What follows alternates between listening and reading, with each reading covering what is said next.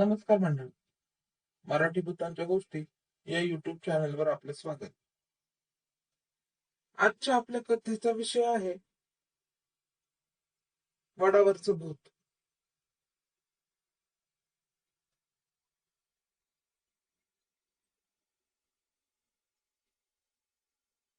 दातारवाडी माना शिर्के ही बडी आसामी. मानाची थोरला, गणाजी शिर्के मधला व दिवाना लहान.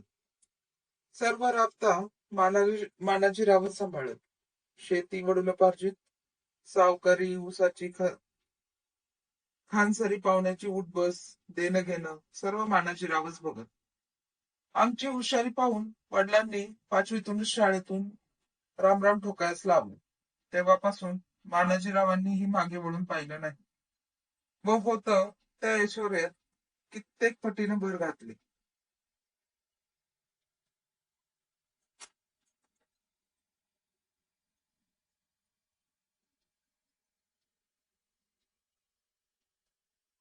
पण मनात अपूर्ण राहिलेल्या शिक्षणाची खंत त्यांना कायम सले.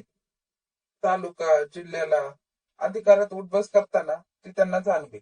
म्हणून आपण नाही शिकलो, पण आपले भाऊ गणा व दिवाण्यानं भरपूर शिकावं म्हणून त्याने आटोकाट प्रयत्न केले. जिल्ह्याला मराठा बोर्डिंगला ठेवलं. घरून सर्व काही पुरवलं.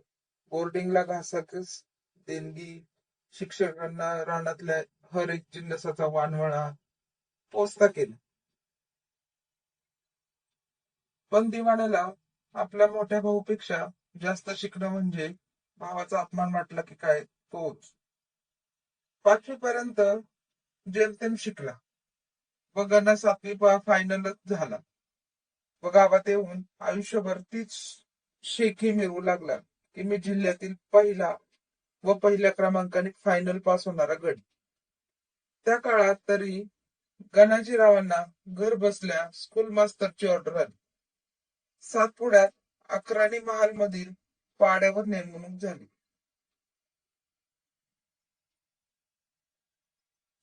पैशाची दादत नव्हती, पण एक मानाची नोकरी म्हणून त्याने ती करावी अशी त्यांची इच्छा. दुसऱ्या दिवशी लवाजम्यासह गणाजीरावांना पाठवलं.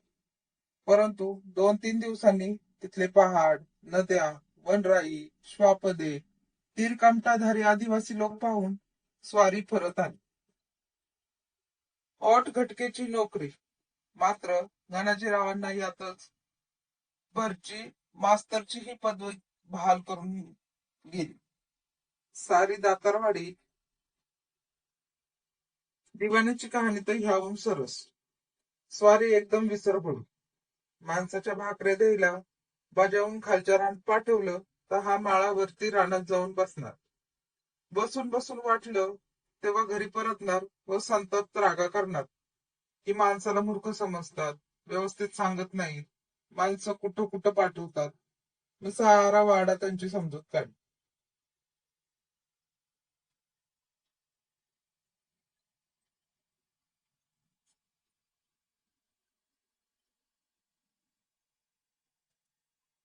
एकंदरीत सारा राबता कुटुंब भावांना मानाजीरावांनी सांभाळलं. मानाजीरावही भावांवर तितकंच प्रेम करीत. मानाजीरावही हुशार, व्यवहार कुशल, प्रेमळ, तेवढंच अंधश्रद्धाळू. अख्ख्या गावाला पाणी पाजणारी वाडी बाहेर मानाजीरावांच्या खळ्यालगत बांधीव एकच विहीर. अतिशय खोल, नित्य भरपूर पाणी असणार. विहिरीलगत 2-3 पिढीचा वारसा सांगणारं भलं मोठं वडाचं झाड होतं. त्या झाडाखाली वाड्यातील झाडून सारे आबाल वृद्ध म्हणजे वीर दाटीवाटीने अंग चोरून बसवले.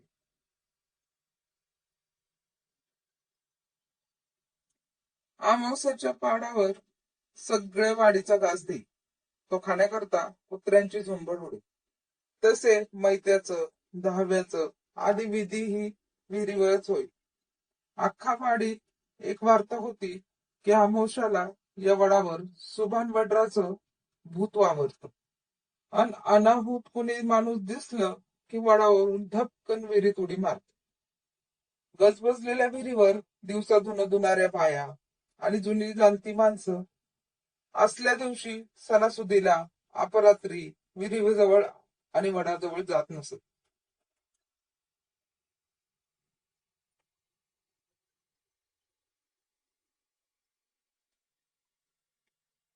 एक अनामिक भीतीचं सावट या झाडाखाली वावरत. त्यामुळे खळ्यात नाईलाजाने कामवाली झोपत असली तरी मानाजी आमवस पाडा टाळत असे. सरत्या अश्विनला वडाने लक्ष्मीपूजन साजरं केले. पण वाडी झोपली. 12 नंतर वाडीवर बोचऱ्या थंडीने हातपाय पसरले. सारी वाडी पहाटेला गाढ झोपेत असताना काही मोकाट कुत्री ओरडत होती. पहाटेची वेळ अचानक मानाजीरावांच्या पोटात गोळा आला.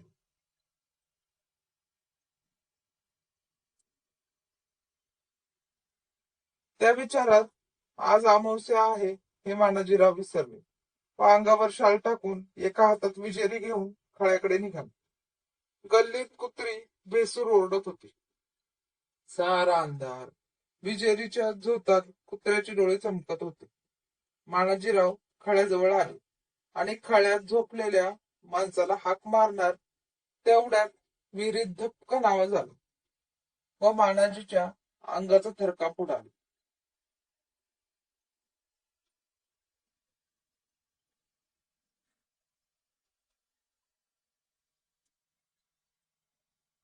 विजेरीचा हात एकदम विहिरीकडे वळाला.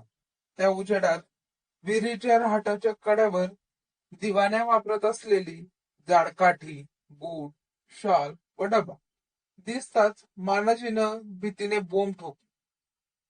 माझा दिवाणं गेला रे, पळा पळा. आवाजाने खळ्यात झोपलेली सदा, महादू, निंब्या ही माणसं खडबडून उठली व विहिरीजवळ पळत आली. मानाजीचा आकंत चालू होता. साखर झोपेत असलेली वाडीतील माणसेही उठली. काय झालं?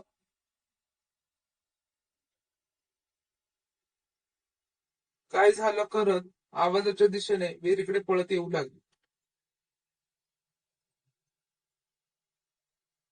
दिवाण्या विहिरीत पडला की त्याने उडी मारली हेच कळेना. जो तो चौकशी व सूचना करू लागला, पण विहिरीत उतरायला तयार होईना. कारण प्रत्येकाला आजचा दिवस व सुभ्यानाचं भूत हे पुरतं ठाव होतं. तितक्यात कोणीतरी सुचवलं, सुभाण्याचं भूत दोर आणा. दोर कमरेला बांधून उतरा, मग दिवाण्याला शोधा. मग दोर आणण्याकरता धावपळ सुरू झाली. खळ्यातून आणण्याकरता सदू पळणार तितक्यात महादूने ते जुने आहेत, नवीन वाड्यावर आहेत, ते चाल म्हणून सदूला वाड्यावर पिटाळलं.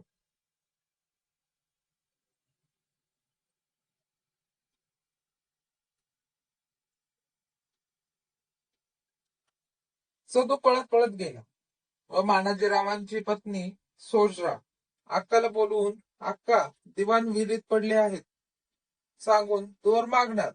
तितक्यात देवळीत पडून असलेला दिव्यानच बाहेर येऊन काय झालं म्हणून चौकशी करू लागला. त्याला पाहताच सदूला जोराचा सुखद धुक्का बसला व अव तुम्ही इथं, मग तुमची बूट, काठी, शॉल विहिरीवर कशी? मग विहिरीत कोण पडलं असावं? अरे च्या, बुट तिथे राहिले का? मी हाळीवर पाय धुताना काढलेत. कुठं ठेवले ते शोधत शोधत वाड्यावर आलो.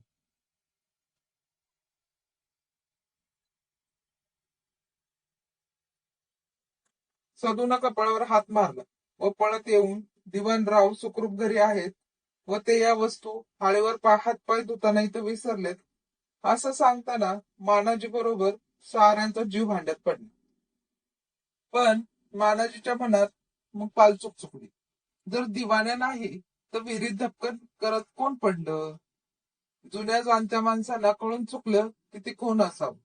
त्यांनी लगेच सावरा सावरव करत, चला र, बरं झालं दिवाण्या सुखरूप आहे, चला निघा आपापल्या घरी.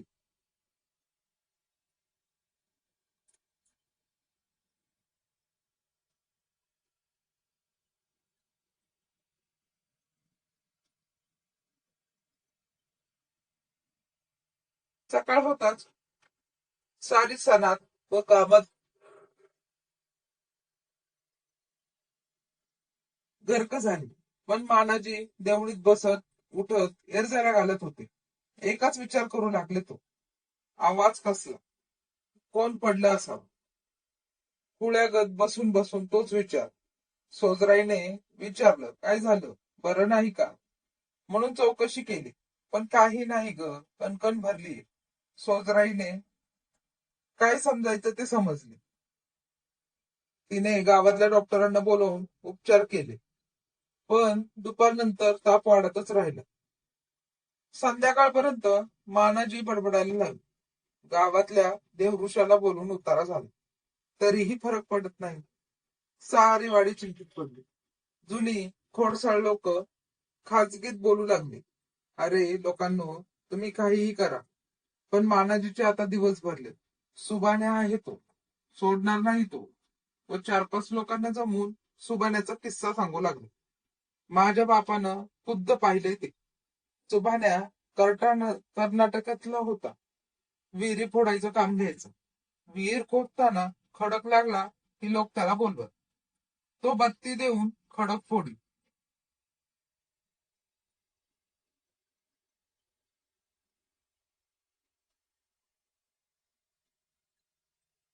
वाडीची विहीर खोदताना ते विहिरीत सुरुंग करून दारू भरून बत्ती देऊन वर चढण्याआधीच बार उडाला व सुबाण्याच्या देहाचा बाजला कोतळा जवळच्या वडावर अडकला.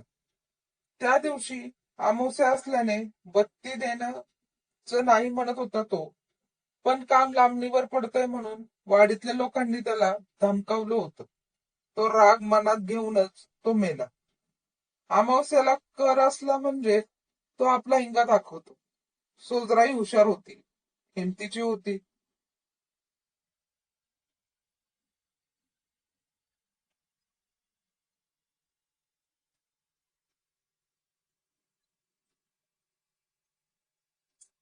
लग्न होऊन दातारवाडीत आल्यापासून ती प्रत्येक निर्णयात मानाजीरावांच्या खांद्याला खांदा लावून उभी राहायची व आपल्या साध्या भोळ्या दिरांवर जाऊनवर जीवही लावायची.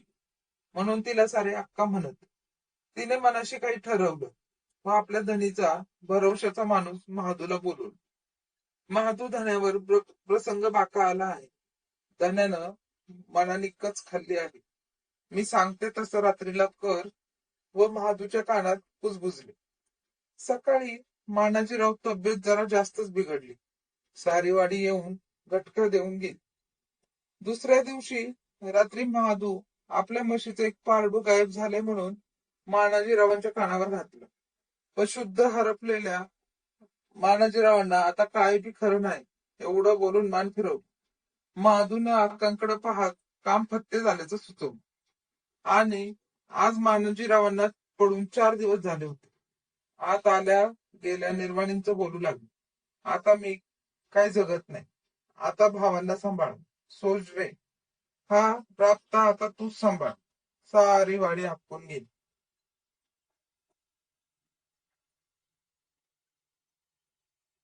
संध्याकाळी 5 वाजेला धावत पळत सदू वाड्यावर आला. व मालक, त्या रात्रीला तुम्ही आवाज ऐकला तो आपल्या म्हशीच्या पारडूचा होता. पहाटेला सुटलं असावं व चरत विहिरीजवळ जाऊन पडलं. सकाळपासून दुर्गंधी कसली येते म्हणून डोकावून पाहिल्यावर पाण्यात फुगवून तरंगताना दिसलं.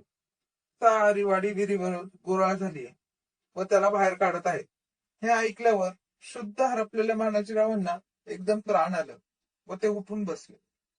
त्याही स्थितीत त्यांनी सदू बरोबर विहिरीजवळ धाव घेतली.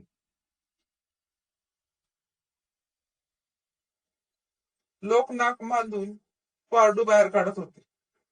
पण मानाजीला हायसं वाटलं तर तरी आली. त्यांनी खात्री पटली की पारडू होतं. सुबाण्याचं भूत नव्हतं. ते तसेच घरी आले व सोजरे, मला जेवायला वाढ, लय भूक लागली आणि तुम्ही पण जेवा, आता मला काहीच होणार नाही असं ठणकावून सांगू लागले.